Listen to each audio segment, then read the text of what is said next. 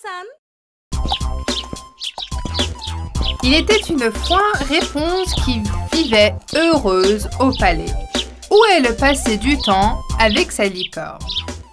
Chère licorne, je crois qu'il est temps de te trouver un nom. Oui, ce serait charmant. As-tu un nom en tête pour moi? Tu m'as sauvé de la sorcière. Alors, pourquoi pas Héros? Qu'en penses-tu? Je pense que ça me va bien. J'aime vraiment ce nom. Le temps est magnifique aujourd'hui. Que dirais-tu d'une petite balade, Héros? Excellente idée, princesse. Allons-y. Réponse et Héros partirent donc faire un tour dans la campagne luxuriante.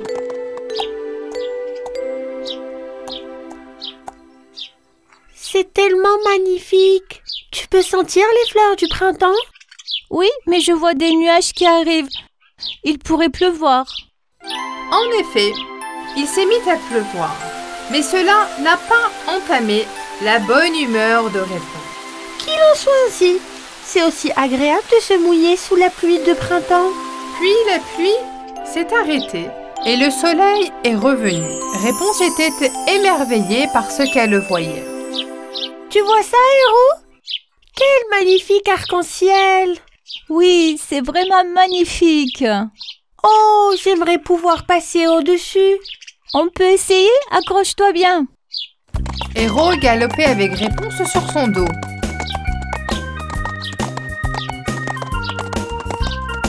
Ils ont réussi à passer sous l'arc-en-ciel. Et soudain, ils se retrouvèrent dans un autre monde.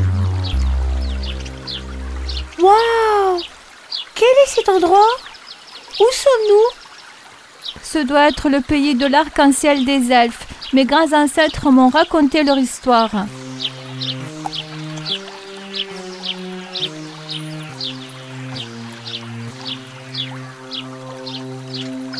Mais pourquoi tout le monde ici a l'air malheureux? Certains d'entre eux pleurent même. Je ne comprends pas. Demandons à ce vieil homme.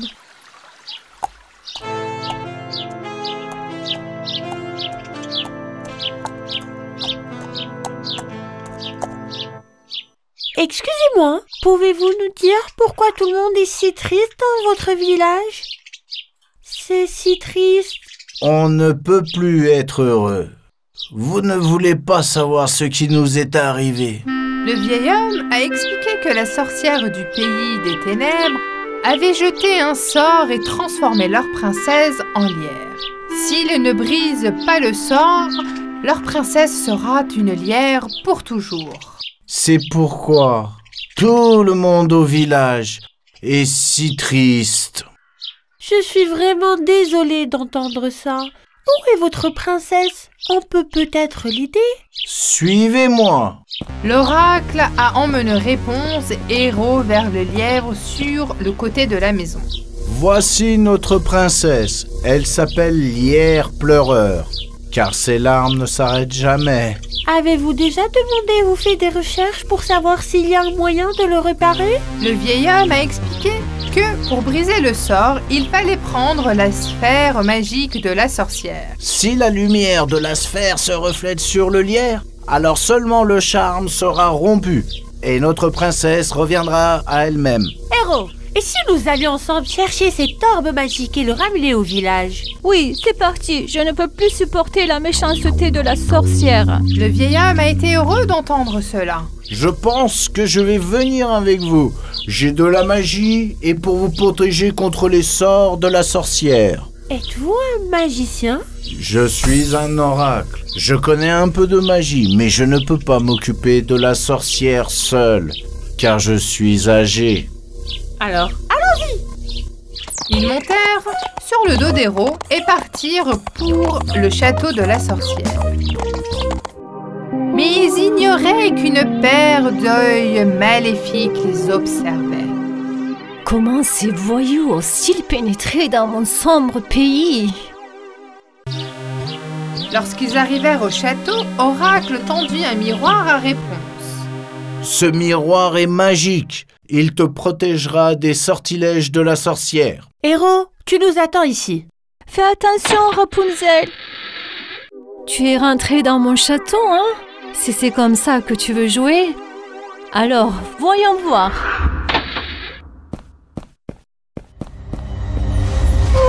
Des chauves-souris! C'est l'accueil de la sorcière. Mais ces chauves-souris ne vont pas du tout aimer cette poudre. Nous devons monter dans la tour du château. L'orbe magique est là. Allons-y! Réponse et Orax se dirigèrent vers les marches de pierre. Tu essaies donc de récupérer mon orbe magique. Viens et laisse-moi voir. Oracle, fais attention! Je t'ai eu! Essayons! Merci, brave fille. Cette fois, la sorcière est apparue devant Réponse et s'est soudainement transformée en dragon cracheur de feu. Je vais bien te brûler! Utilise le miroir.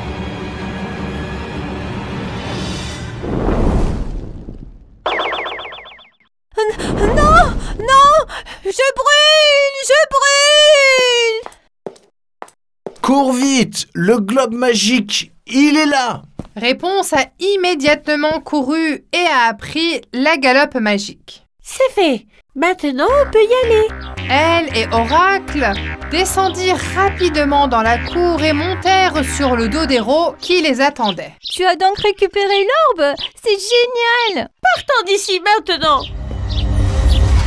Vous ne pouvez aller nulle part! Viens ici! Lâchez-moi! Au secours! Tu l'as cherché, méchante sorcière. Prends ça.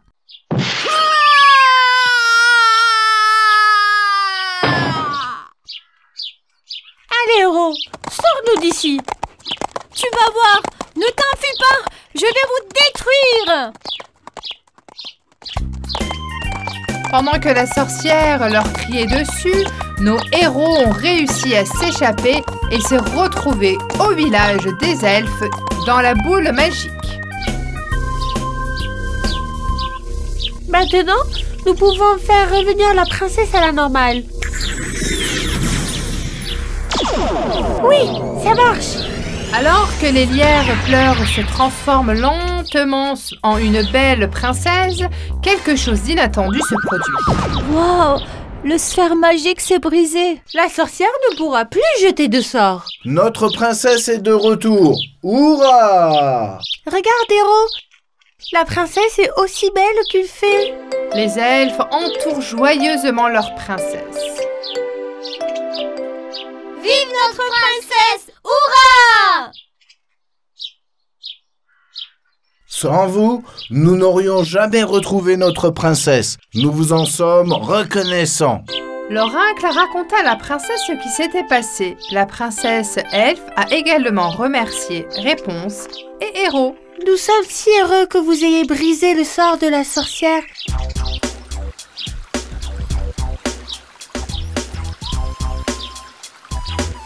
Nous sommes heureux de vous avoir rencontré. Au revoir. Réponse et Héros prirent donc le chemin de leur maison, bien contentes d'avoir sauvé la princesse.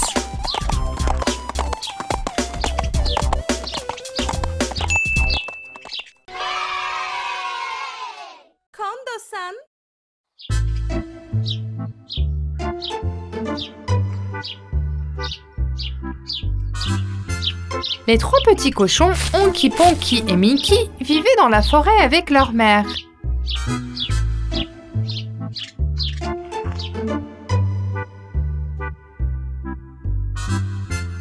Cet après-midi-là, leur mère a prévenu les porcelets avant de se rendre chez sa voisine. Mes chéris, ne quittez pas la maison à mon absence et n'ouvrez la porte à personne. Les porcelets ont aimé passer du temps à la maison. Honky écoutait de la musique, Ponky lisait des bandes dessinées et Minky essayait des nouvelles recettes dans la cuisine. Soudain, Minky laissa tomber le bol alors qu'il se tenait figé devant le calendrier dans la cuisine.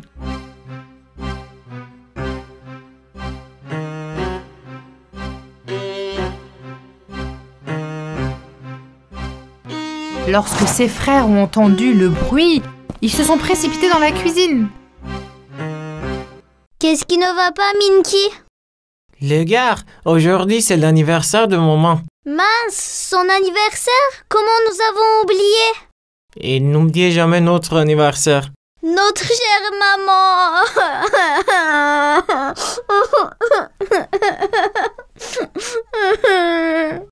Ne pleure pas, nous allons organiser une fête surprise pour elle.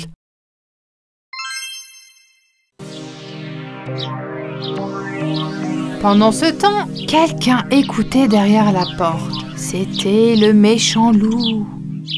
Alors, vous allez organiser une fête surprise. J'ai une surprise pour vous aussi.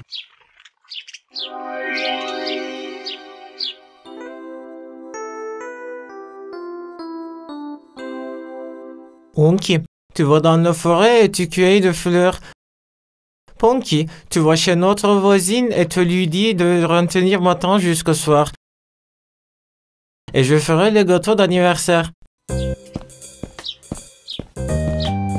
Avant que Ponky ne parte, le méchant loup se rendit chez la voisine où la mère des porcelets était allée.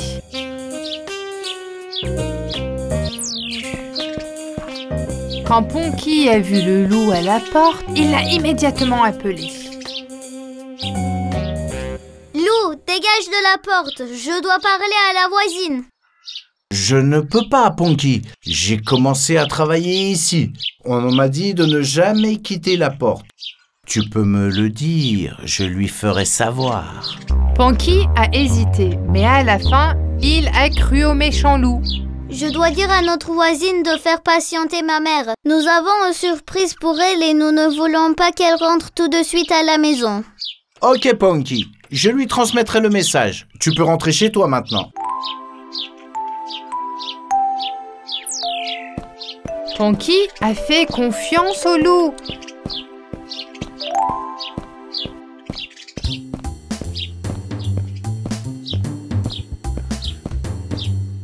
Et est rentré chez lui. Puis, le loup partit à la recherche de Ronky, qui était dans la forêt en train de cueillir des fleurs.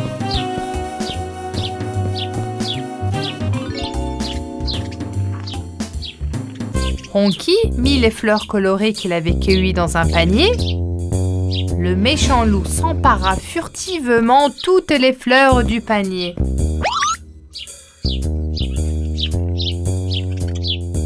Je vais arracher toutes les pétales de tes fleurs.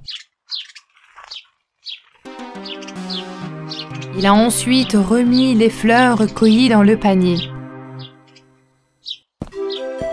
Ronky revient avec d'autres fleurs et fut surpris de voir que les fleurs qu'il avait cueillies n'avaient pas de pétales. Il prit son panier et rentra chez lui.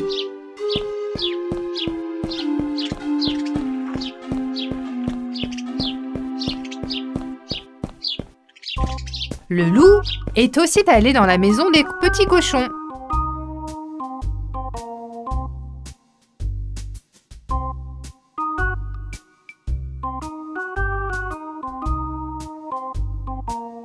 Minky a écouté Ponky pendant qu'il faisait le glaçage du gâteau. Il l'a mis sur le rebord de la fenêtre pour qu'il refroidisse. Bien sûr, il t'a menti. Comment as-tu pu faire confiance au méchant loup? Le loup a pris le glaçage posé sur la fenêtre et l'a mangé.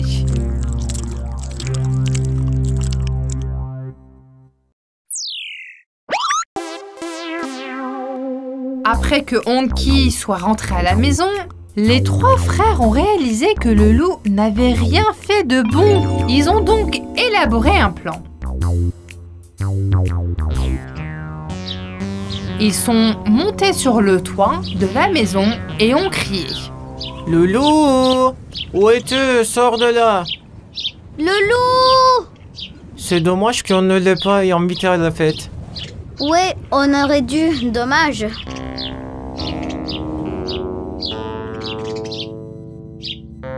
Le loup, caché dans les buissons, fut surpris d'entendre cela.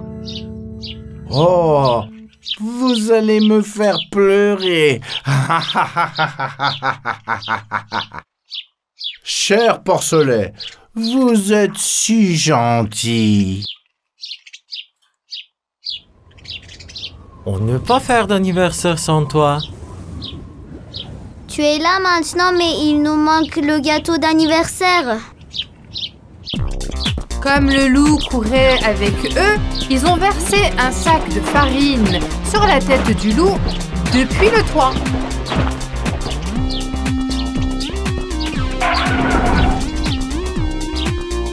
Vous avez également besoin d'œufs pour le gâteau. Ici! Viens ensuite le glaçage. Qui serait un gâteau sans glaçage? Je vais ajouter une dernière chose, ça va le faire. Un bon gâteau de loup à la fraise. Hurrah! Le gâteau est prêt. Mangeons. Vous allez payer pour ça.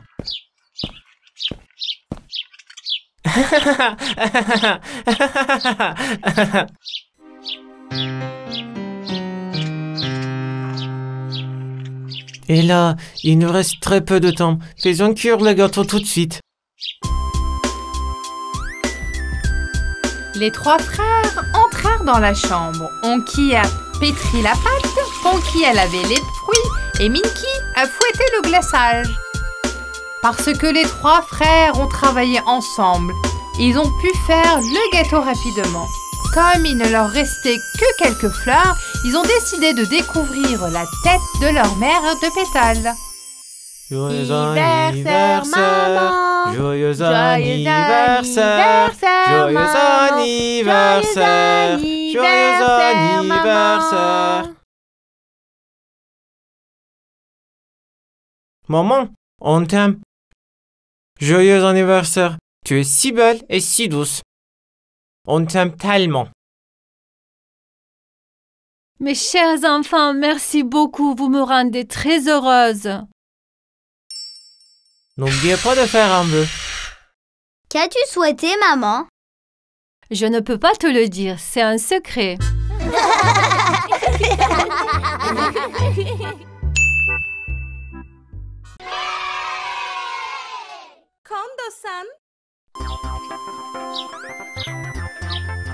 Un jour, Mia ramassait des champignons pour préparer un bon dîner pour son grand-père. Poppy l'accompagnait.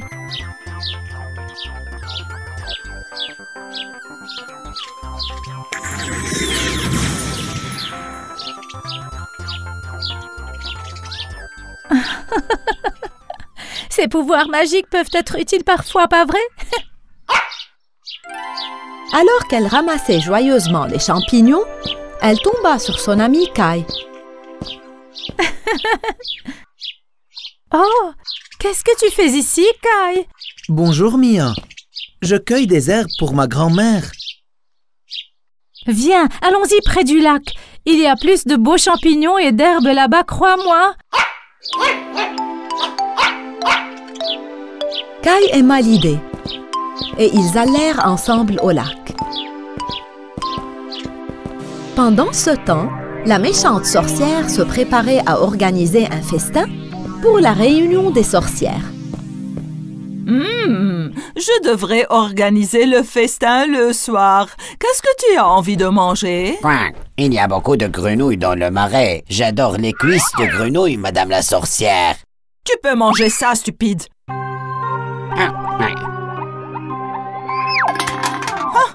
J'ai trouvé. Eh bien, un poulet cuit croustillant serait très bon, mais il faut que je trouve un poulet. Quoi? Je sais très bien où le trouver. Où donc, dis-moi. Je te le dirai si tu me donnes un peu de ton repas. Dis-le-moi maintenant ou je te transforme en pierre. D'accord, je vais te le dire. Un troupeau de poulets vit au bord du lac. La sorcière prit son sac et monta aussitôt sur son balai. Viens avec moi, moucharde. Montre-moi où se trouve ce lac. Le corbeau et la sorcière se mirent en route vers le lac, là où vivait le troupeau de poulets. Lorsqu'ils arrivèrent au lac, le corbeau montra du doigt le lac en dessous. Les voilà, les voilà. La sorcière descendit en piqué avec son balai pour attraper la mère poule.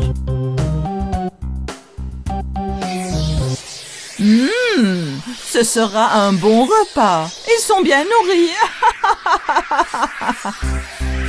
Quand la mère poule a vu la méchante sorcière, elle a caché ses bébés dans les buissons. Mais elle n'a pas pu se protéger. Un travail bien fait. Pendant ce temps, Mia et Kai sont aussi venus au bord du lac. Regarde, Mia, il y a beaucoup de beaux champignons ici. Soudain, ils ont entendu Poppy aboyer. Poppy nous appelle. Allons voir tout de suite.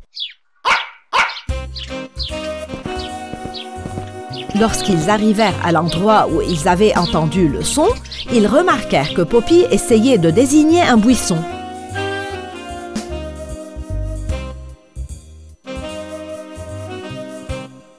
Ah, il y a beaucoup de poussins ici. Mais pourquoi pleure-t-il, Mia? Mais où est leur mère? Peut-être que quelque chose lui est arrivé? À ce moment-là, une taupe sortit sa tête de son terrier. Il leur a dit que la méchante sorcière avait enlevé la mère des poussins. Mia était très bouleversée. Nous devons sauver leur mère de la méchante sorcière, sinon ces pauvres poussins seront sans mère, n'est-ce pas? Mia et Kai sont partis à la poursuite de la méchante sorcière. Bien sûr, Poppy les suivait. Comme Mia connaissait l'emplacement du château, elle savait quelle direction la sorcière allait prendre. Lorsque la sorcière vit des fraises sauvages sur son chemin, elle décida d'en ramasser et atterrit dans le champ de fraises. Avec ces fraises, je peux faire une tarte aux fraises dans la soirée. Ça va être très bon.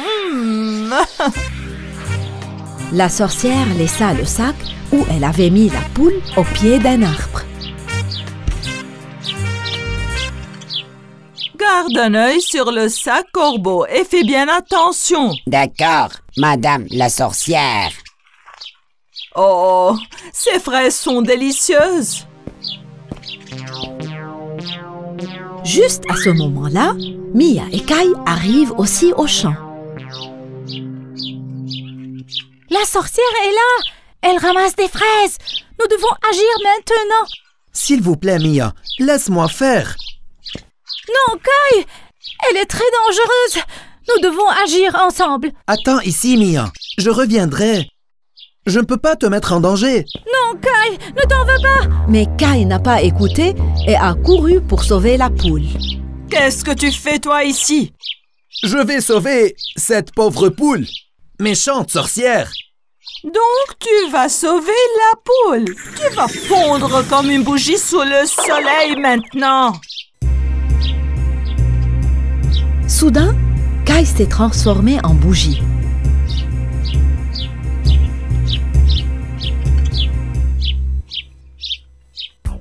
Mia a immédiatement agi lorsqu'elle a vu Kai. D'abord, elle a envoyé un nuage noir devant le soleil qui a fait fondre Kai. Je ne comprends pas d'où venait ce nuage. Qu'est-ce qui se passe? Mia est apparue. La sorcière était furieuse quand elle l'a vue. Mia, cette fois, tu es éliminée. Mia a utilisé sa magie pour détacher la corde du sac. Le poulet est en fuite! Le poulet s'enfuit! Attrape-le, espèce de corbeau inutile!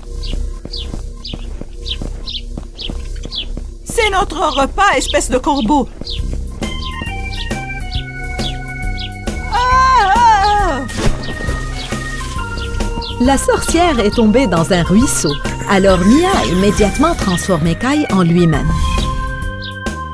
Qu'est-ce qui m'est arrivé? Ah, je vais te ruiner, corbeau! Sauve-moi d'ici! Fouillons vite, avant que la sorcière ne sorte de l'eau!